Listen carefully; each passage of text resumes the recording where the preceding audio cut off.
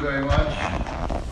Be chizik to see how many people came out tonight. I know there was a speech last night, Wednesday night. I guess because God was there. Thank you, God, for showing up. I apologize. I wasn't serious, but okay. I apologize that we weren't here last year. We hope next year to be in Yerushalayim in Eretz Yisrael. Amen.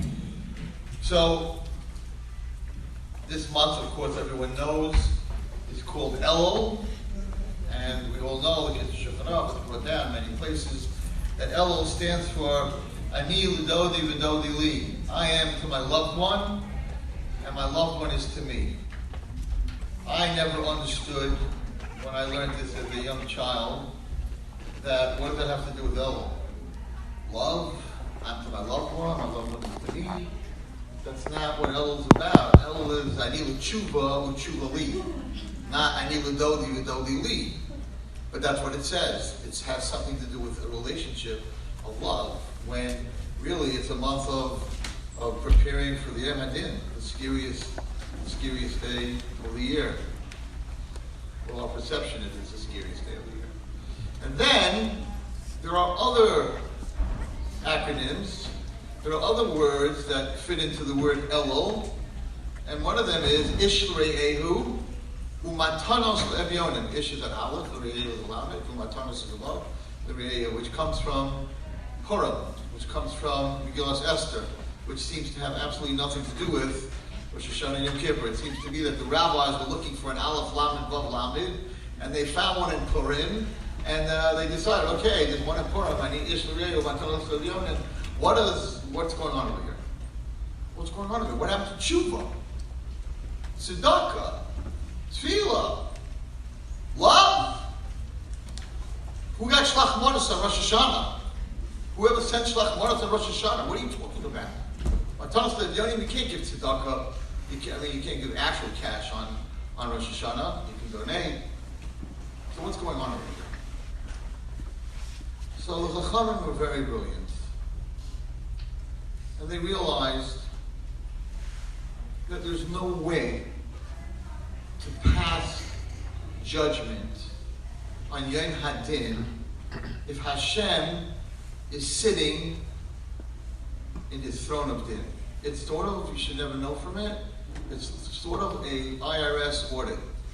When the IRS does an audit, they don't leave your company without you owing something. They'll find something. This is an audit on your mitzvahs and your averos of the year. If Hashem is sitting in din, you don't have a chance.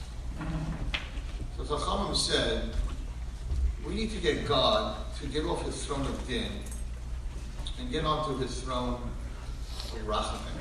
And the way to do that is by developing a relationship. So what's this Ani L'Dodi V'Dodi Li? What's this love business? So let's talk about ahava for a moment, what it really means. The word is, in the Western civilization, the word is used for many different reasons, but really, people really don't understand what the word, I'll tell you what the word really, really means. Ahava means that the other person in your relationship, child, parent, husband, wife, Rebbe student, Morah student, whatever the other person in the relationship is, that when they're happy, that makes you happy. In other words, not like, well, I'll give you this if you give me that. I'll sacrifice this for you if you sacrifice this for me. That's not a relationship. Relationship is, love is, when I see the other person's happy, that makes me happy, then I love that person. When Hashem gives us mitzvos, and I don't do those mitzvos because I want olam haba, I want a reward, but I do those mitzvos because Hashem is my God, Hashem is my creator, Hashem gives me everything, and I just want to do what Hashem, happy actually, but I want to do what Hashem is asking me to do for myself, because all the mitzvahs I do is not for him, it's for me. That's love. How do we get to that relationship? So it's interesting that all year round, very important, especially we're not doing a Shalom Bayis speech here tonight, but this is also very important in relationships. So many times when I do Shalom Bayis, the wife says, my husband doesn't express himself. He never tells me that he loves me. And the husband says, well, she doesn't tell me that either. Most women don't think you need to tell your husband that. But in a relationship, you need that. It's not Rabbi Wallerstein, it's not psychology, it's the Mishnah Pirkei Avos. The Mishnah Pirkei Avos says the following. Chiva, Hashem loves us. Chiva, that He created us b'tzelem Elokim, in His self. Chiva Yisera, His showing of His extra love, Shinoda Aslam, that He tells us that we're b'tzelem Elokim. Chiva Shabana Matem LaHashem. Hashem loves us that we're His children.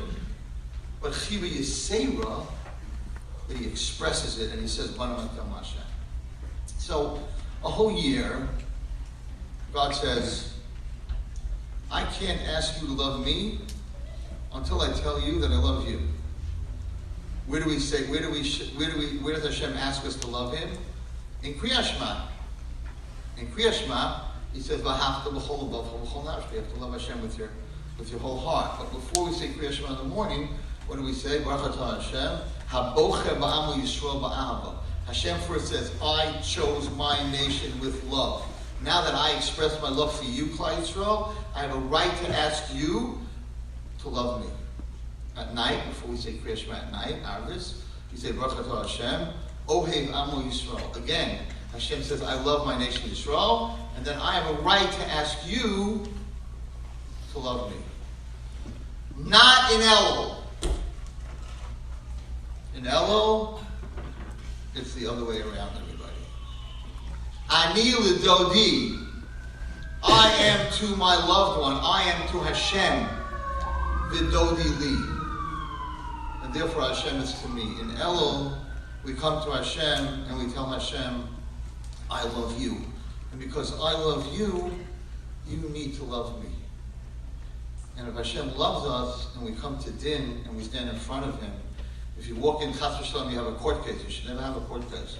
If you walk into the court case and you get along with your father, and you have an amazing relationship with your father, and he's the judge, you're not worried. You walk in, you're like, I don't even need a lawyer. My father will find a way out. So the Chachamim said, if you want to be smart, you don't have a chance in Din, but if you have a relationship with HaKadosh Baruch Hu, have a relationship with God, if you work on this relationship in Elul, then you have a very good chance of passing the Din, because Hashem will be on His Kisei Rachamim. And then, anyone who's a teacher, anyone who's a parent, will always tell you, especially a parent, if you help it's more important to help my children than to help me. A parent loves when you help their children. So the Chachamim say, how do you show your love to Hashem? By showing your love to His children. Ish l're'ehu u'matana l's'tevyonim. In Elul, work on your ben adam l'chaveiro. Work on, it's a hard one, but work on kibbud of an aim. There's no bigger ben adam. Everyone's like, I'm going to do chesed, I'm going to go visit sick people, I'm going to do chesed, I'm going to give money to people. There's no bigger ish l're'ehu than your parents. There's no bigger hakaras hatov than your parents.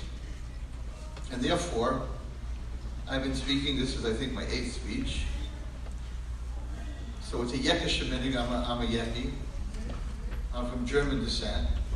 And it's a Yekish Sheminig that we, the children, used to write a note, a letter, a Rosh Hashanah card, to our parents every Rosh Hashanah, thanking them for everything they did for us that year.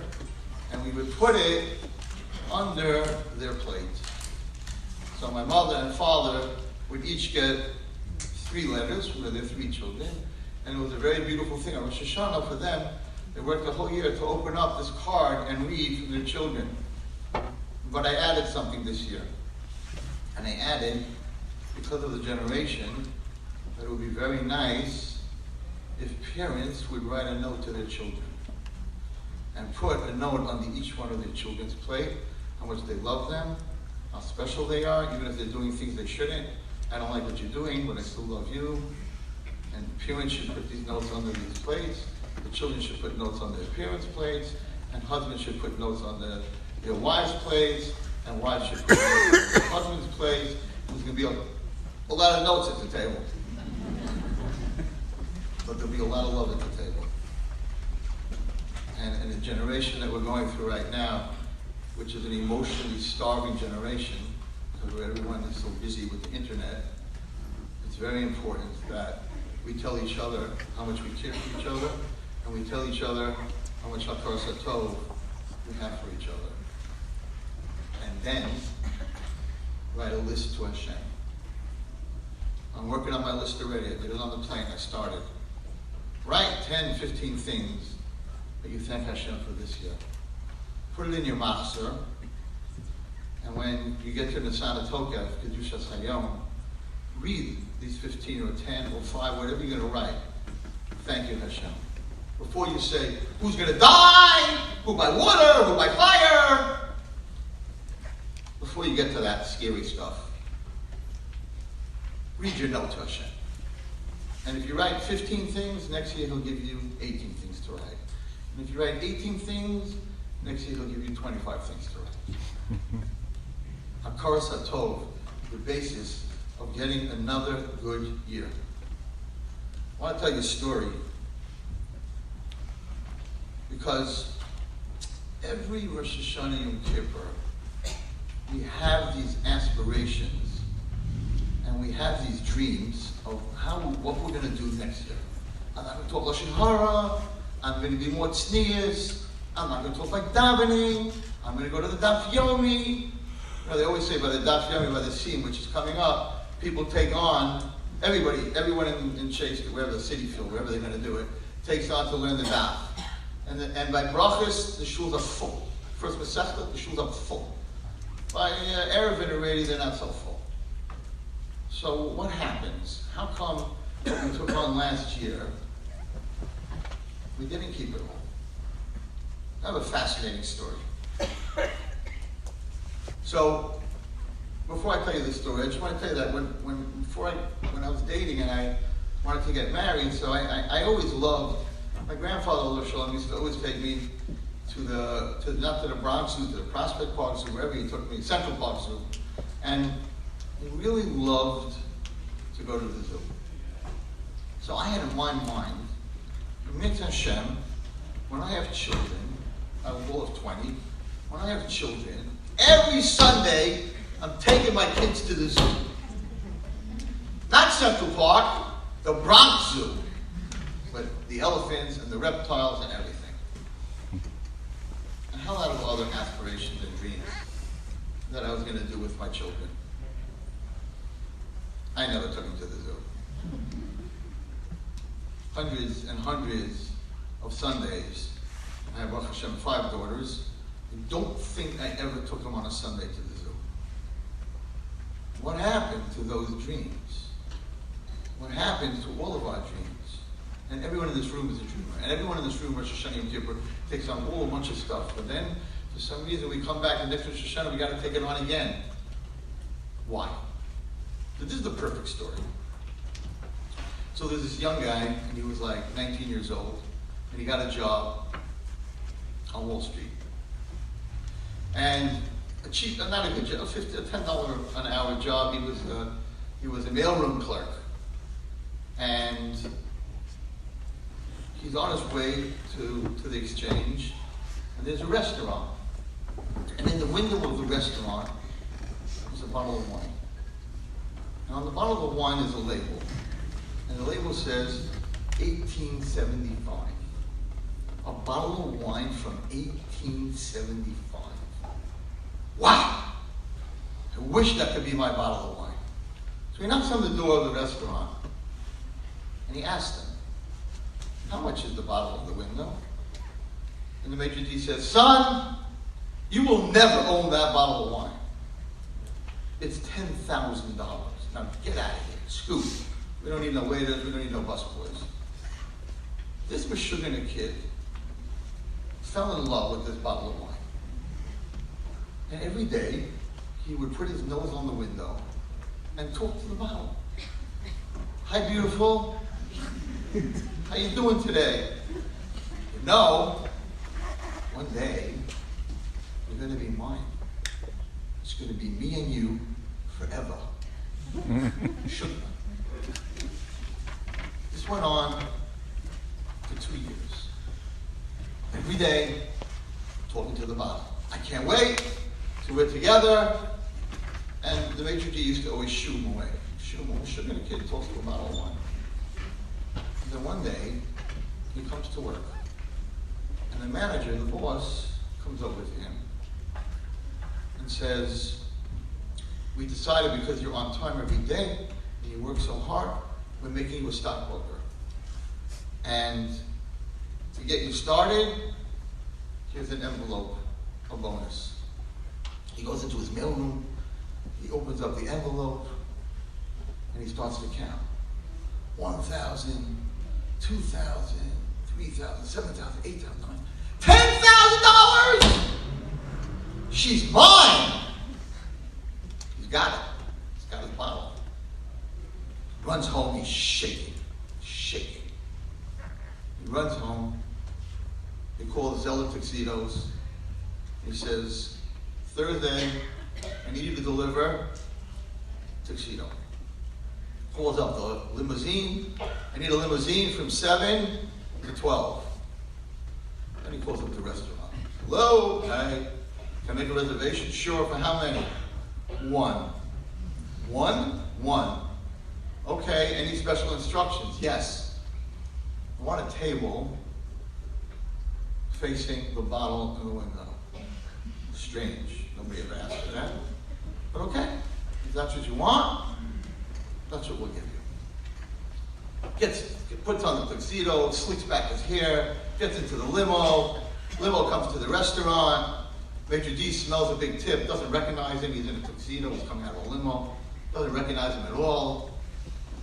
And he sits down by the table. They give him this menu. He never was in such a restaurant. It's in French. He can't read it. Can't read it at all. And he says, I'd like to buy the bottle of wine in the window. And they're like, no, that bottle's not for sale. He says, no, it is for sale. He calls the maitre d' over. He says, is it for sale? The maitre d' says, yes, it is for sale. How much is it? $10,000 cash. No credit cards, you're going to stop the credit card. No checks, they're going to bounce. Cash! Cash? No problem. Pulls out the envelope. Here's your cash. Give me my bottle. He's like in shock. Okay, but we have to window dress it. We have to take it out of the window. Okay, he sits down, he starts to eat. They walk over to him and say, listen, in the meanwhile, until we get the bottle out, how about a glass of white wine after you fish? No problem. Give me a glass of white wine. Gives him a glass of white wine. Main dish, red wine. Dessert, sangria.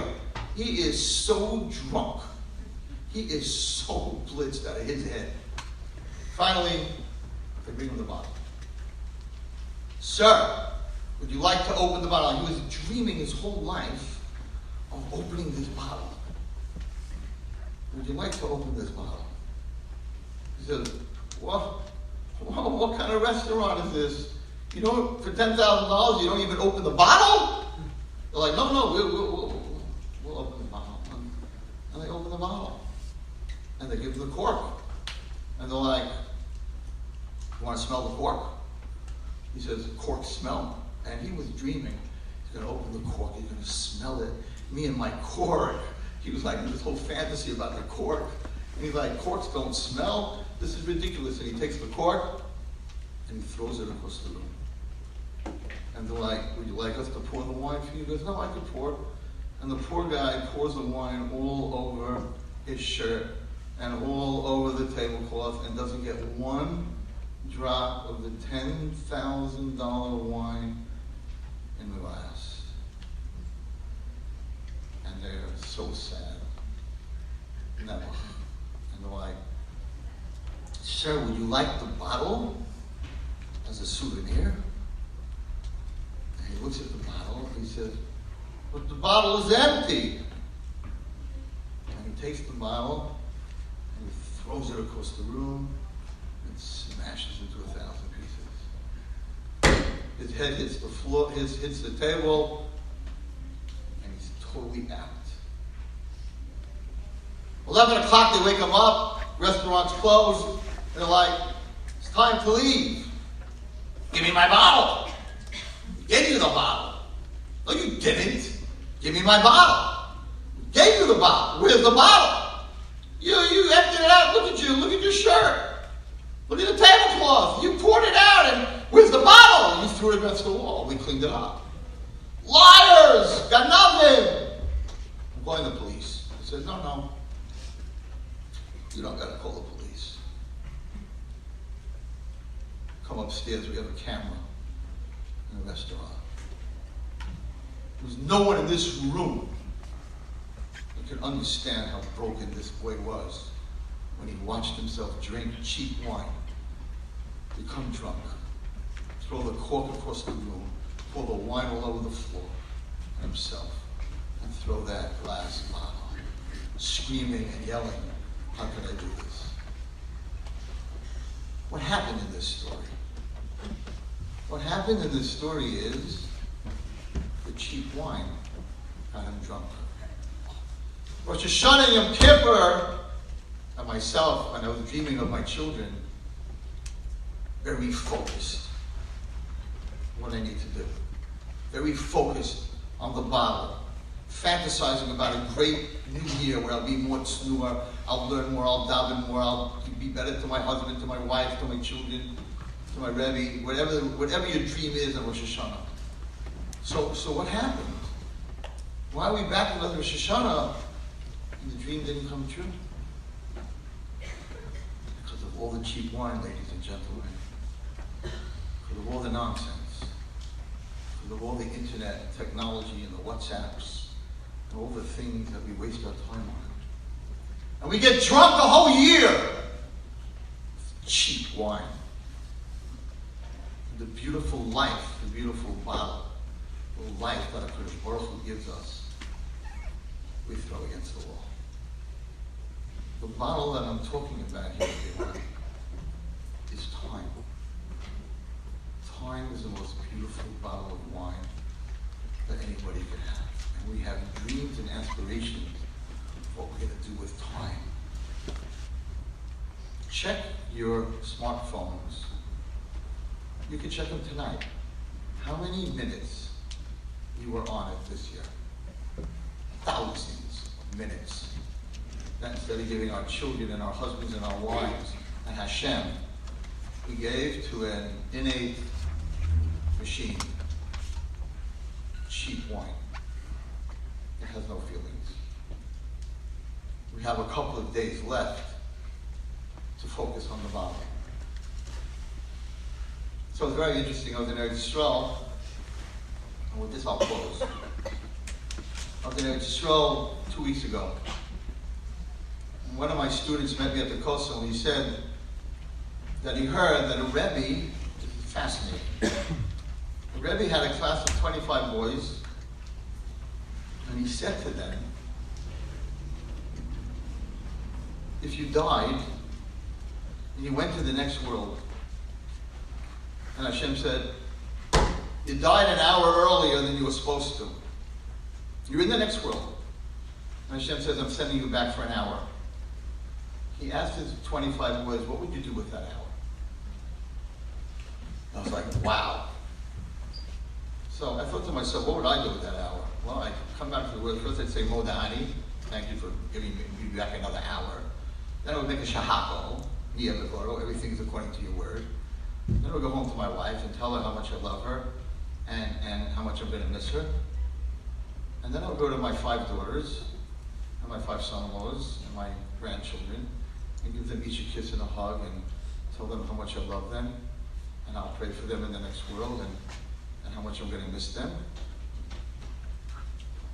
Then maybe I'll sit and learn. I don't know what I would do after that. I go to my mother. She should live long, that's for sure. My brother, my sister, all the people that I know. But that won't take me more than a half hour. I have yet to figure out what I would do with my second half hour. The Rebbe tells the boys, whatever you chose to do for that hour, do that every day. Because every single day, you're not dead. And Hashem gives you 24 hours. Figure out if God gave you an hour what you would do with it, and do that every single day. If you're going to learn the hour. If you're going to call your mother, your wife, your husband, then do that for the hour. Figure out what you would do with that hour.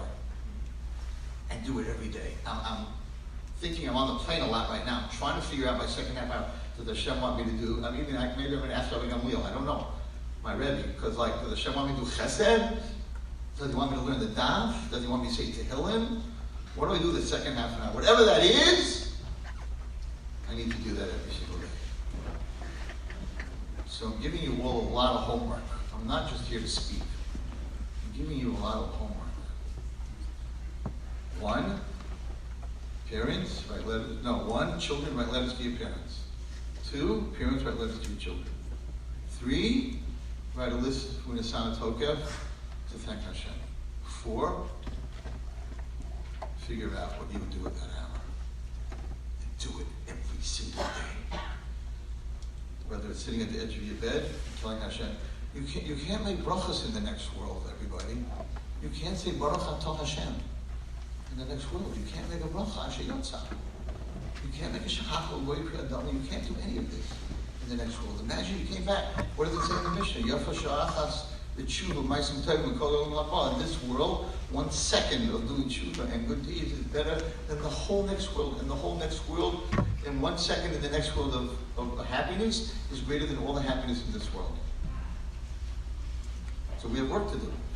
We have 4 days to show Hashem how much we love Him, by helping His children, by talking to Him, by telling HaKadosh Baruch Hu, when you sit at the edge of your bed, I love you, thank you very, very, very much.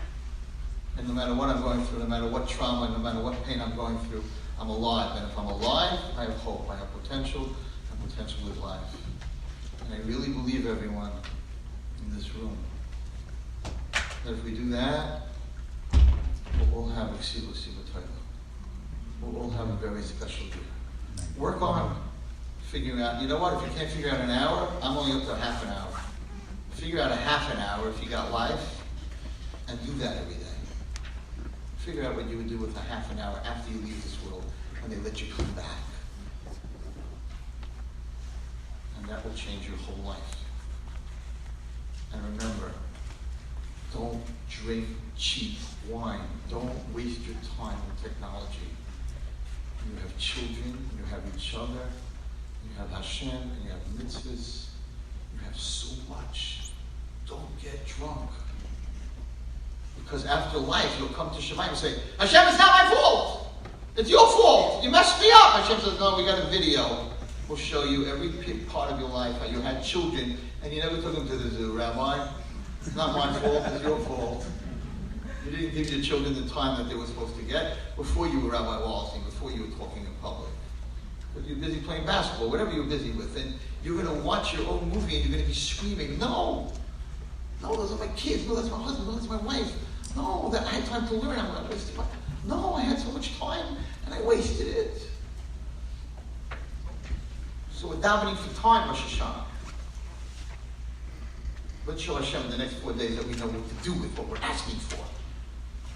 If my child is 12 years old and he's asking me for a car, I'm not giving him a car. Why? Because he doesn't know how to drive a car. He's going to crash into a tree. So if on Rosh Hashanah Yom Kippur you're asking for time, and you don't know how to use it, and the whole year you didn't use it, why should Hashem give you time? So you have 4 days, 5 days. Let's show Him that we know how to use our time. And if we do that, Krish Baruch will give us a lot more time. I'm the serious part of tonight. I'm sorry that I'm so serious, but life is very serious, and I'm watching a lot of people waste their beautiful 1875 bottle of wine on stupidity. I was on the plane coming here today, and these adult men and women are playing Candy Crush. They're sitting with a phone and they're crushing lemons and cherries. You want to talk about cheap wine? 5-hour flight! I crushed 25,000 lemons. Wow. Shame it was time to use it. Let's tell each other how we feel about each other. There's a story, I don't know if I have time. Got a couple of minutes. Before God. I just said the story last week.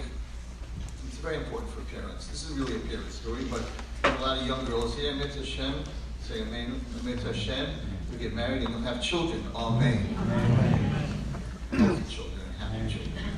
Children with Derech Hashem. Amen. So I'm speaking in Miami, Florida. And I'm in one of these young Israel shuls, and I'm supposed to be finished at 6:30. And Rabbi Wallerstein didn't finish when he was supposed to. He finished at 6:45, and the old people were going nuts. Don't do that. But I did it. So when I finished, down the mincha, they were all steaming. The young people were happy, and they were not happy. And this older man who I happened to know, extremely rich, extremely powerful man, a big Talmid Chacham, comes over to me. I figured I am going to get my hand handed to me. He said, Rabbi Wallerstein, I was giving this speech about time and parents and love, Shadadas, well, you have to tell your children that you love them. It's a Mishnah. It's not anything Rabbi Wallerstein made up. So he heard the last 15 minutes, that's what I was talking about. And then he says, Rabbi Wallerstein, you don't even know what you're talking about. I figured now I'm going to get killed. And he says, I want you to repeat the story I'm about to tell you to everybody. Okay, but don't use my name. I'm like, okay. He says that his mother had 8 children in the Holocaust, and she was married, and they were all killed in Auschwitz. All 8 children, plus her husband. She made it out, and she met his father in a DP camp. And they got married and had a Ben Yachid, this man who's very wealthy, very powerful, part of a lot of organizations. Some people in this room probably, if I said the name, would know who it is, but I can't say the name. Okay. Anyway, he says to me, you know, Rabbi Wallerstein, you know who I am? I'm like, yes, I know who you are. You know I'm very wealthy. I'm like, yes, I know you're very wealthy. You know, I finished Shas 7 times. I'm like, didn't know that, but now I do. He says, I have children, I have grandchildren, I have great-grandchildren. I'm like, I know who you are. Where are we going with this? He said, I was a Ben Yachid of a Holocaust survivor. My mother, Ben Yachid only child, my mother never told me she loved me. He said, at my wedding, it bothered me. I'm a Ben Yachid, she never said it. At my wedding, she didn't say about my wedding. I went over to my father after the wedding. I said, Tom, what's with mommy? She can't say, it's my wedding, she can't say she loves me? He says, listen, we'll call him Mayor. Listen, Mayor, there's nobody in this world that loves you more than your mother. You're her only child. But mommy lost her whole family. And she's very scared it's going to happen again. So she's not going to get emotionally involved with you. She cannot take it if it happens again. But I am telling you, more than me, more than anyone in the world, your mother loves you. So Rabbi Wallerstein, it was good for a moment. It wasn't good. I understood it, but I missed it. He said, many years ago, I sold the Japanese 2 big, huge buildings in Manhattan. And on that deal, I made $182 million. And walked, that was in those days. Today, it's probably $1 billion. So as I walked out of the meeting, I felt like I was God. It's a tzedakah that I'm going to give, the Meiser, it's $20 million, and I had the organization. I was at the top of it, and it was the best moment of my life. So Rabbi Wallerstein, 3 days before my mother died, I was sitting next to her in the hospital. She was in and out of a coma. She woke up, her eyes open, and she said, come here, I have to tell you something. She said, Wallerstein, my heart came out of my mouth. Before she died, she's going to tell me she loves me. And he bends over, and she says, I know what you do for Klal Yisrael. I never told you this. I am so proud of you. And she died. Those are the last words he heard from his mother. He said, Rabbi, $182 million, grandchildren, great-grandchildren, 7 times Shas, nothing compared to when my mommy told me, my Ima, he said, told me she's proud of me.